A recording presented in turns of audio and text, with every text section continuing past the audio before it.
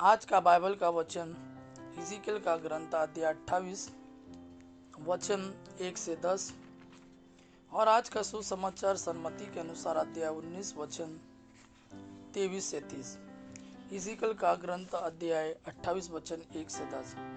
प्रभु की वाणी मुझे यह कहते हुए सुनाई दी, मानव पुत्र, तिरूस के शासक से कहो, प्रभु ईश्वर यह कहता है, तुमने अपने घमंड से मैं कहा, मैं ईश्वर हूँ, मैं समुद्र के बीच एक दिव्य सिंहासन पर विराजमान हूँ, किंतु तुम ईश्वर नहीं बल्कि निरीह मनुष्य हो। फिर भी तुम अपने को ईश्वर के बराबर समझते हो। हाँ, तुम दानियेल से भी बुद्धिमान हो और कोई भी रहस्य तुमसे छिपा हुआ नहीं है। तुमने अपने बुद्धिमानी और सूझबूझ से धन कमाया और अपने कोषों में चांदी सोना एकत्र किया है। तुम अपने व्यापार कौशल के कारण बड़े धनी बन गए हो और इस धन के साथ साथ तुम्हारा घमंड भी बढ़ गया है। इसलिए प्रभु ईश्वर यह कहता है, तुम अपने को ईश्वर के बराबर समझते हो। इसलिए मैं विदेशियों को, सबसे निष्ठुर राष्ट्रों को तुम्हारे पास भेजूंगा। वे तलवार खींचकर तुम्हारी अपूर्व बुद्धिमानी पर आक्रमण करेंगे और तुम्हारा घमंड चकनाचूर कर देंगे। वे तुम्हें अधोलोक पहुंचा देंगे और तुम समुद्र के बीच तलवार के घाट उतार दिए जाओगे। जब तुम हथियारों का सामना करोगे तो क्या तुम ईश्वर होने का दावा करोगे?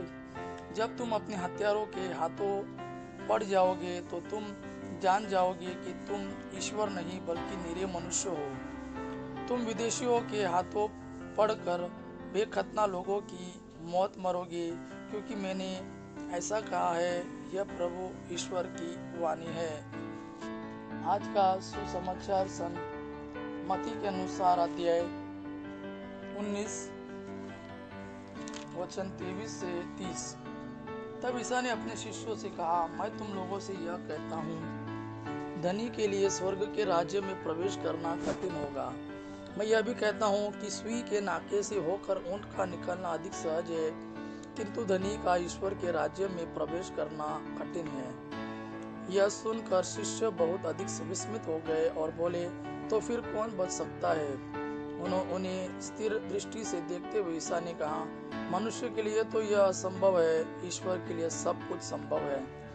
तब पेतरुस ने ईसा से कहा, देखिए, हम लोग अपना सब कुछ छोड़कर आपके अनुयायी बन गए हैं, तो हमें क्या मिलेगा?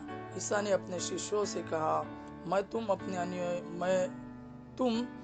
अनुयायियों से यह कहता हूँ, मानव पुत्र जब पुनरुत्थान में अपने महिमा सिंहासन पर विराजमान होगा, तब तुम लोग भी 12 सिंहासन पर बैठकर इस्राएल के 12 वंशों का न्याय करोगे। और जिसने मेरे लिए घर, भाई बहनों, माता पिता, पत्नी, बाल बच्चों अथवा खेतों को छोड़ दिया है, वह 100 गुना पाएगा और अनंत जीवन का अधिकारी होगा। बहुत से लोग जो अगले हैं पिछले हो जाएंगे और जो पिछले हैं अगले हो जाएंगे। यह प्रभु का वाणी है। प्रभु को धन्यवाद। आबा पिता की महिमा और पुत्र यीशु का प्रेम आप पर सदा सर्वदा बना रहे। आमीन।